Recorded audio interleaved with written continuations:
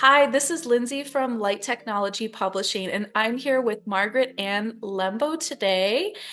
She's a best-selling author. She's written 11 books so far, with more to come, an aromatherapist, and a crystal expert. So welcome, welcome. Thank you so much for having me, Lindsay. I just love all the different aspects of the work that I do, so I'm excited to speak with you about it. I'm excited too. And, I also see on your website, margaretandlembo.com, that you also do tarot decks, you have aromatherapy blends, meditation audios, and you're the owner and creator of the Crystal Garden, which is a conscious living store in Florida. Is that right? That's true. We're in Palm Beach County. We just narrowly escaped a major hurricane, our little section of Florida. But my decks are actually oracle card decks and affirmation decks. I didn't know if you realized that. So they're not quite like tarot, because you probably know, for those of you that are listening, tarot has like 78 cards with major and minor arcana, and my oracle decks typically have about 44 cards or 42 cards, and it's really good for affirmations. I'm all about affirmations and positive thoughts. Oh, that's really cool. Okay, that's great for our listeners too because I wasn't quite aware of the difference. So that's Yeah. really good. And you're also, I believe, a communicator of positive thought that provides people with the tools that they need to create and transform their reality. So did you want to talk a little bit more about what you do and about what that's about? Absolutely, absolutely. So I'm going to go back in time a little bit. I might be preempting a question you might ask later, who knows? But so as a child, I had the opportunity to be blessed with a family. He wasn't actually a family member, he was a friend of my dad's, a very close friend of my father's. And he taught me about the power of positive thought and the Edgar Casey back when I was like 6 or 8 years old. So I don't know if people know, but Edgar Casey was the sleeping prophet, and he used to do these um like trance-like meetings with the higher self of a person to be able to diagnose, or I don't know if diagnose is the right word, but help them with like a healing issue or a mental or emotional challenge. Anyway, so I was exposed to it at an early age is my whole point. And so it's like normal vernacular for me to share positive thoughts and use it to create reality. And then we add the crystals and aromatherapy with it and even animal totems, and you really have a lot of matching vibrations to help stay mindful on what it is that we want to achieve in life. Oh, wow.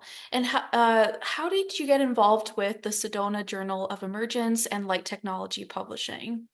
Well, that's interesting. I was so blessed to have someone at Light Technology, the Sedona Journal, reach out to me to ask me if I would start writing like short articles. And most of my articles are pretty short. If you like go through, you'll notice that there's just like a small section. But I like it because that snippet can really be profound, make an impact without having to read a long article. And it's usually helpful because it touches maybe using working with an archangel or working with a saint or working with an essential oil or a crystal to empower a person in their life. And so anyway, so they reached out to me and asked me if I would mind writing, and I still do it to this day. It's very rare that I miss an issue. That's amazing. How long have you been writing for the Sedona Journal so far? That's a good question. I think it feels like 3 or 4, maybe 5 years. I Yeah. think it was pre-pandemic, so yeah, Mhm. it's been a while. Yeah, and I love what you said about Edgar Casey, kind of going back to that and how you first started. How did that lead you to the Crystal Garden and kind of what you're doing today? Can you walk us through that process of kind of opening up the business and that kind of thing? Sure, I love that question. Thank you. So, rolling back in time again, I used to be a mortgage banker. I grew up in the real estate industry and I used to help people get into their homes. And I was in senior management when the stock market crashed back in 1987. Probably before some people were born that are listening to this. But when the market crashed, I had already, okay, so back in 87, I had already done a lot of spiritual development. I had taken a lot of courses. I even did good old-fashioned correspondence courses back when they used to mail you papers and you'd study and answer questions and mail it back. And I took classes locally and also the growing up, I learned telepathy and the power of positive thought, like I mentioned earlier, but even plant communication and working with plants. I'm quite the avid gardener here in South Florida. And so when the stock market crashed, I lost my job.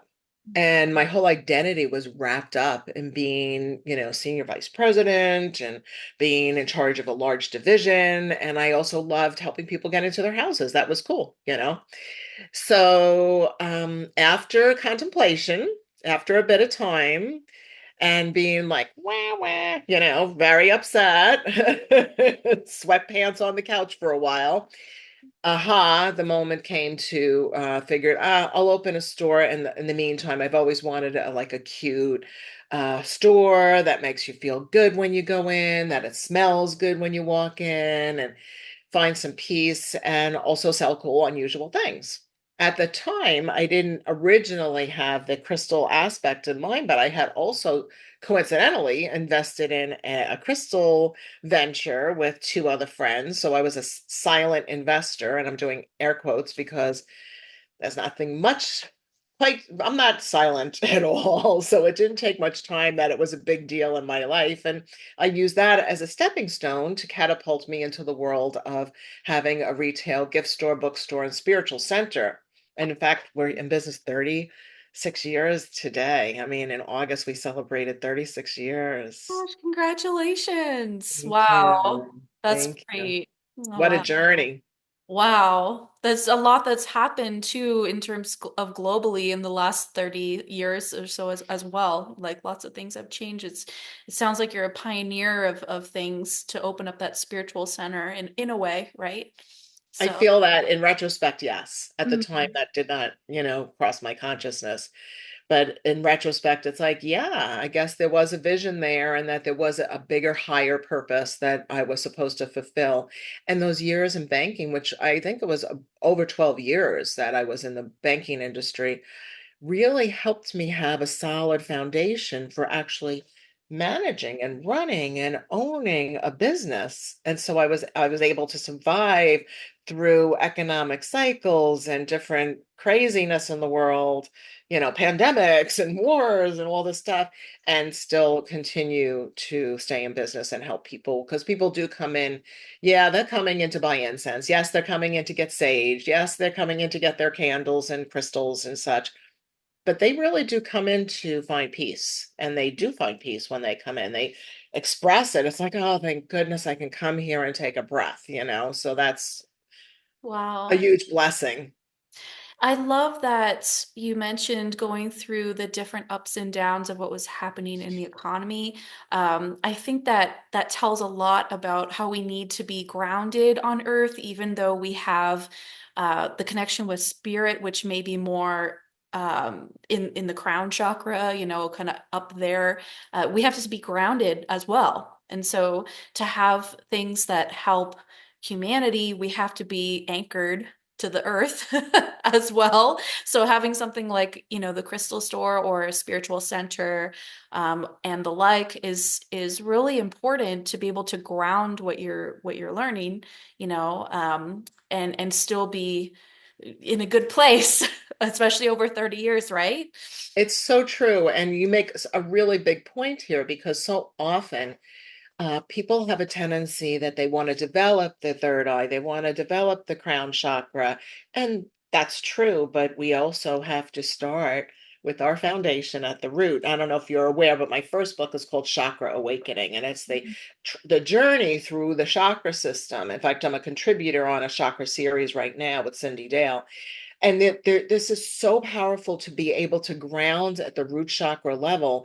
That's the foundation that allows us to do this higher work and get it out into the world. So, Yeah, very good absolutely. observation that you just had. It's a good point.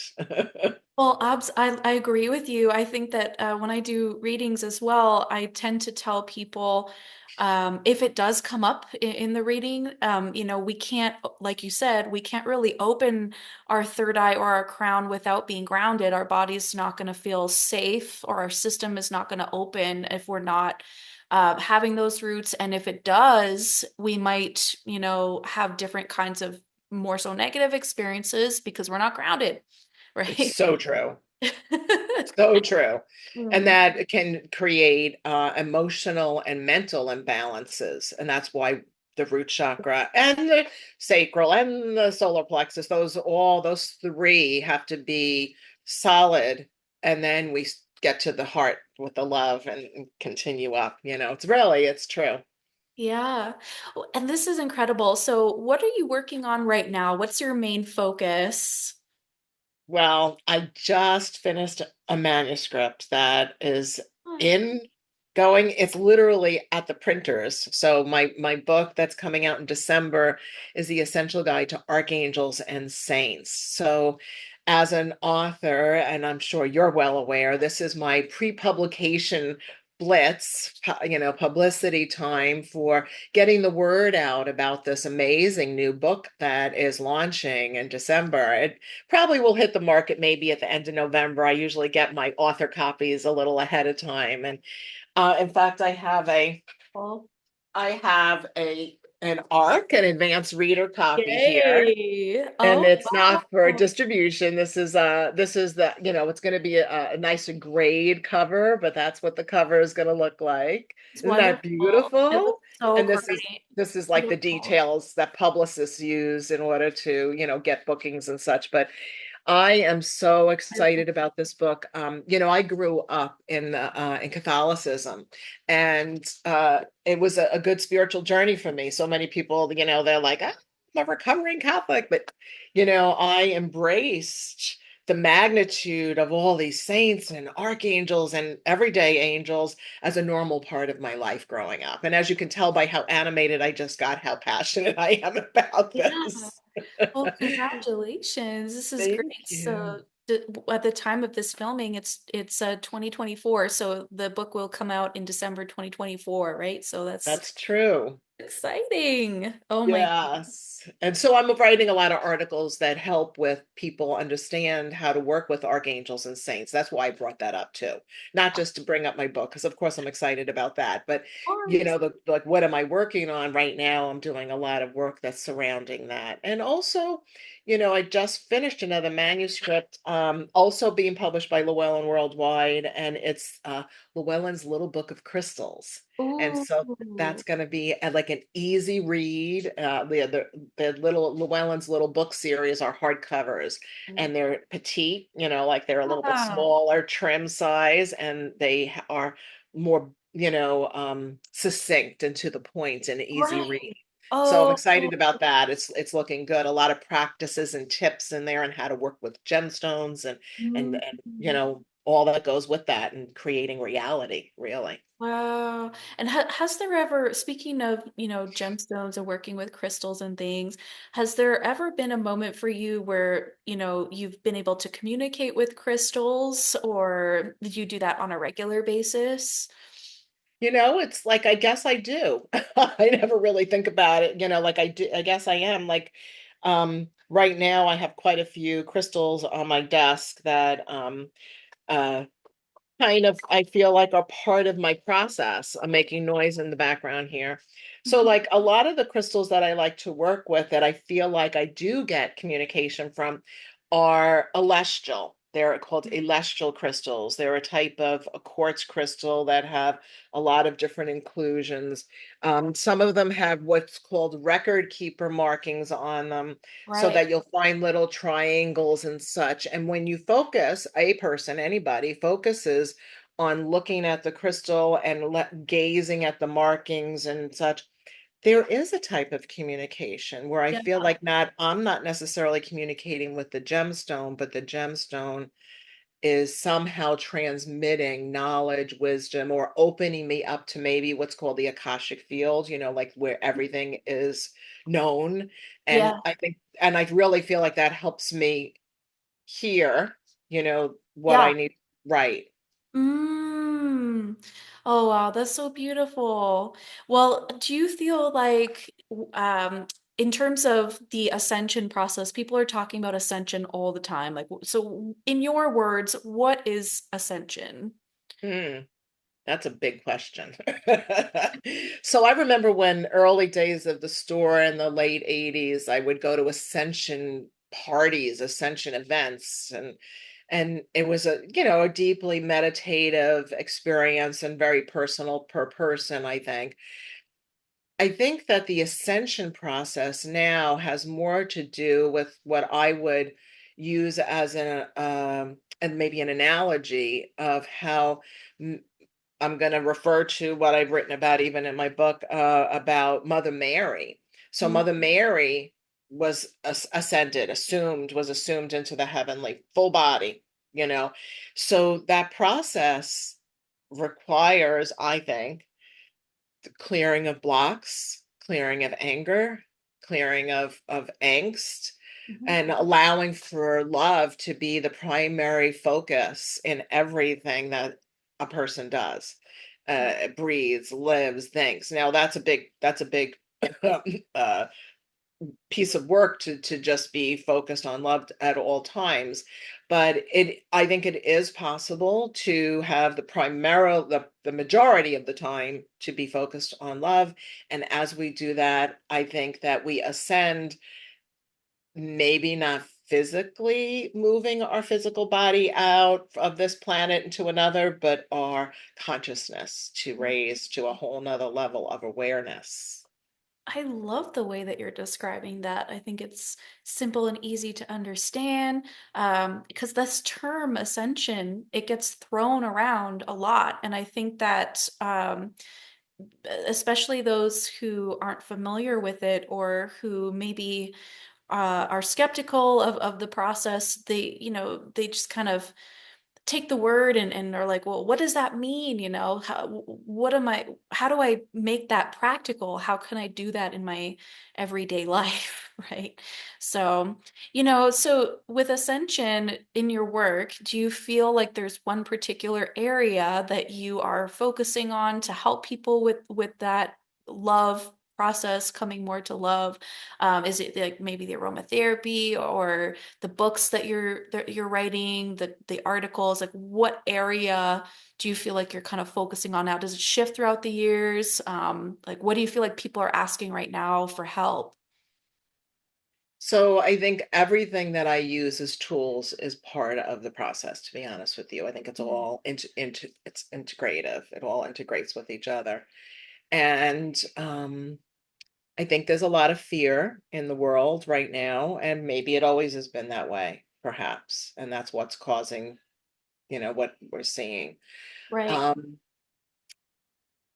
I'm trying to remember what I was about to say. That's so funny because when we are focused on what we what we really do want in life versus what we don't want, hopefully this makes sense.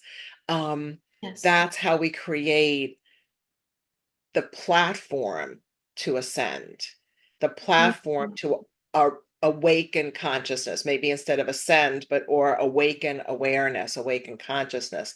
So the platform is established, I think, through taking the time for contemplation and Mm, meditation, and allowing one to pray. Like I think prayer or praying isn't comfortable, that word for whatever reason for people, then look at it as a petition for assistance from higher awareness or higher consciousness. There's different ways to say the same thing. So it doesn't have to be religious. So often people associate prayer with being religious. And I guess it is, yeah, but it also is just a personal connection with the divine that has nothing to do with a church or an establishment or anything money or anything at all other than a personal relationship, heart to heart, mind to mind with higher awareness. Mm, yeah, no, I I love hope that made sense. Did that make sense? perfect sense. Perfect sense. There's so many different tools that we can all use. You know, it's not one path, it's not one journey. And so the more that people are working towards that, I think for the betterment, you know. Um, Yes. but you know, what do you think that the number one challenge is for humanity on Earth right now in 2024 going into 2025?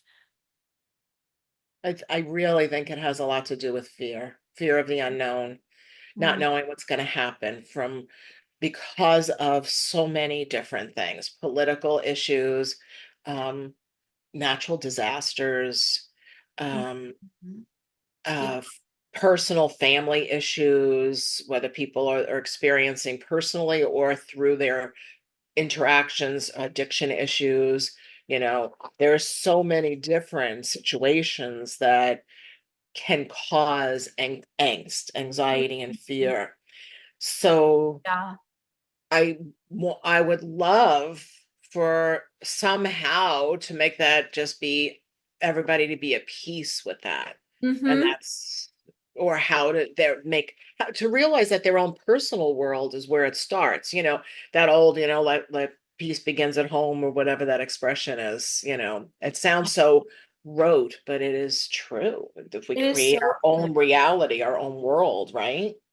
Yeah, it is so true. You know, the expression, I'm sure you've heard of it before, called as within, so without. Yes. Whatever's going on internally is going to reflect on the so-called outside world. So I Mm-hmm. understand what you're saying in terms of starting within and starting locally.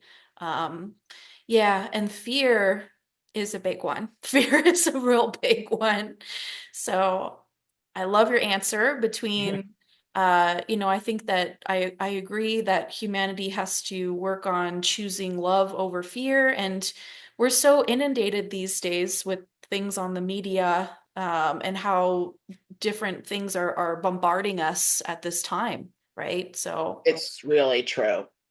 Well, mhm. and that's also being mindful of what we allow into our consciousness. So that's one way that we can control that. So you bring up a really valid point there. So, like, I am so cannot watch scary, intense stuff. And Yeah.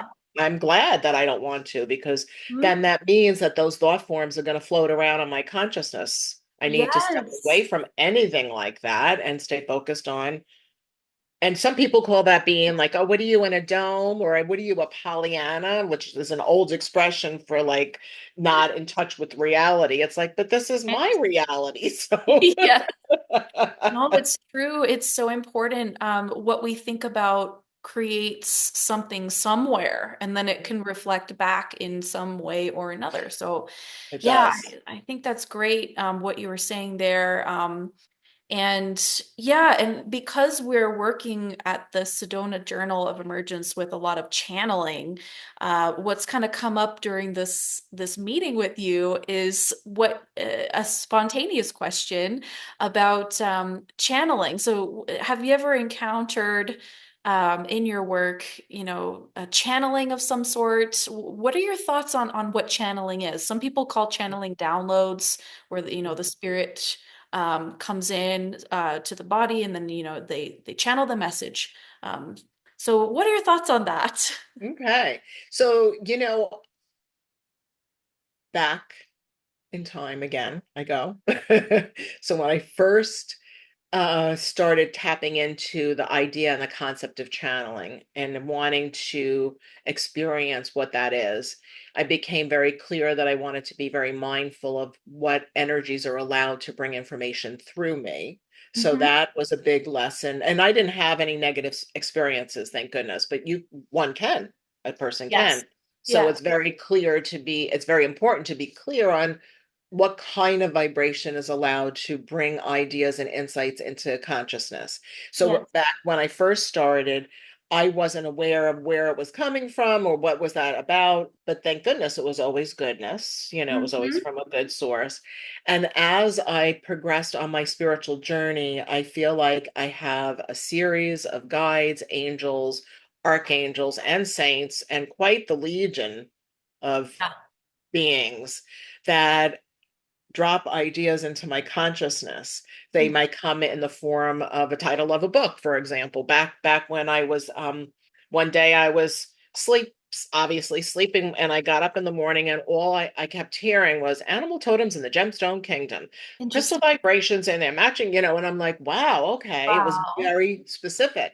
So I immediately got up and, emailed both of my publishers that like to publish my work, and one of them jumped on it right away, and they even used the exact title I got from the dream. I just you know got shivers when you yeah, it's said very that. cool. Then there was another time similarly where I was cooking breakfast, very just mundane ordinary life, making I was making eggs at my stove, and I heard um Basil Bay bergamot. Basil Bay bergamot. I'm an aromatherapist, so I'm like Yeah. Basil Bay and bergamot. Okay, I'll go. So I shut off the stove. I went in and took it off. Took the eggs off the stove, and I went into my office right here. And you probably can see that there's bottles around me, and this is where I do my blending work. So I pulled a bottle of basil, a bottle of bergamot, and a bottle of bay, and blend that together. And I said, okay, what's this? And I did hear this is the foundation of your formula for prosperity mist. Now you figure out the rest. I mean, literally, I heard that. I Isn't love that wild? that is. Yeah. And so I use my knowledge in aromatherapy and proportions, and also what other essential oils I can add to the formula. Plus, I use sacred site essences and Bach flower remedies and holy water. I use a lot of holy water in my blends so that people are getting blessed every time they spray themselves with my blends. Amazing. Because Wow. my mother used to use holy water on me when I was little, so it was very common to get blessed. So I was like, I want to do that for other people. I love that. I think you're shedding light on some really interesting, important points about channeling can come in many different forms. Channeling can come in inspirational thoughts. It can Yep, come in, just our everyday meanderings, right? Um, totally. yeah.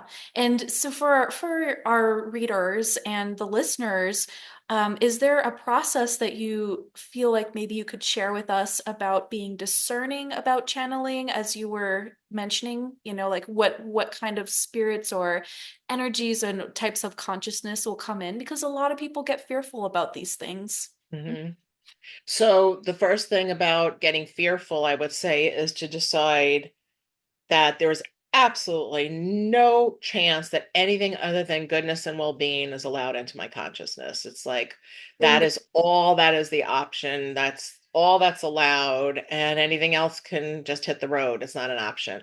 There you go. So it's also having a firm belief and knowing that you're divinely protected. And I pray, so I often will say a little prayer here, there, and everywhere, like I believe in little altars everywhere, but also little prayers everywhere. Even if, you see a person that's homeless on the road, a little prayer their way. But those vibrations of prayer work and contemplative work and making a clear decision, discerning, just like we try to be discerning with who we allow as friends Yes. and work associates and such. Same thing when we're working with the divine, and only the highest level of consciousness can come through. I love that. And it really is as simple as that, I believe. Do you think that wounds or trauma impacts how people can ask for benevolent? energies in terms of channeling? You mean like they've had bad experiences in their life and how does that impact? Yeah, it can affect. And I have lived a relatively charmed life, so it's really easy for me to be like, only goodness is allowed here, but if you've Love had it does make a difference. It's like a right. form of PTSD, Yeah. of having post-traumatic stress Mhm. from an experience that could have left one shaken. So that means that we have to do the work. So that's Yeah. where I would resort to journaling because I'm a writer. And back in the day, I would, pick up a pen and get out my journal and write, where now I have more of a tendency to open a Word document and just let it roll. Yeah. And that still just does help me too. So if this issue or a situation arises, maybe mine ends up being an article or a blog post, but we don't have to publish our thoughts. We could Yes. do the journaling personally and then read back and do the work to figure out what is preventing me from allowing only goodness in my life. Sometimes it just takes knowing the source, the origin of what the issue, where it started, and then that helps to clear it. It's in awakening consciousness, awakening awareness. Absolutely. It's so great that you said that because I think when people are unknowingly, especially, but sometimes knowingly, experiencing the effects of a wounding or trauma in that way, we have to heal that Mhm. and love that, first, I think, and I think a lot of the times the guides and the angels will refrain from coming in when we're experiencing those traumas or experiencing those wounds or the PTSD because they're like, okay, they might get more fearful if we do. So let's Mhm. clear that first. And a lot of people are waiting for those clairvoyant or clairaudient experiences, and they have to clear the wounds first, I think. Mhm. Oh, yeah. And it also, what you were saying also made me realize or think about, often those traumatic experiences are a gift in the Yes. bigger picture, because then not only can you be truly empathetic for another person that has had this experience, and that's why so many different kinds of support people who have had whatever kind of trauma Yeah. go into the world of helping others because they have authentically experienced it and can show the process of how to get through it. Yeah. Wow. Yeah. Great point. That's so great. Mhm. Oh, well, thank you. Is there anything else, such as maybe a message or anything else you wanted to share, for the viewers today? Yes, let's see if I can remember exactly how it's written. I don't think I need to. I think I can bring it back. It's a Sure. phrase from the chapter on the heart chakra in my first book, Chakra Awakening. And it's you are love, and all that is attracted to you and all that surrounds you is love. And may you feel that love all the days of your life, and that will help you to be happy and healthy all the days of your life. So it's remembering, like even saying, I am love. All that is attracted to me and all that surrounds me is love. And that's every day in any way. You'd be surprised how it opens up traffic in front of you when you start saying that. Well, when you said So it, that's literally and energetically. oh wow, when you said that, this warmth or tingling feeling kind of came over my crown and went over me. So I think that that Oh, was a beautiful prayer. Yeah. good. Thank you. Thank you so much. Well, thanks for joining us today. Really appreciate you having being Oh, here with us. my pleasure. I enjoyed you. I enjoyed your you have a good way of asking questions and letting this flow nicely. So thank you very much, Lindsay. Oh, thanks so much. Everyone here, we have Margaret Ann Lembo. You can go to her website at margaretannlembo.com. She's an author and an aromatherapist. She runs the Crystal Garden, which is a conscious living store in Florida. And she writes for the Sedona Journal of Emergence in monthly columns with Light Technology Publishing. So, again, it was great. And thanks for imbuing our readers and our viewers with your wisdom. Appreciate Oh, it. thank you. Take care.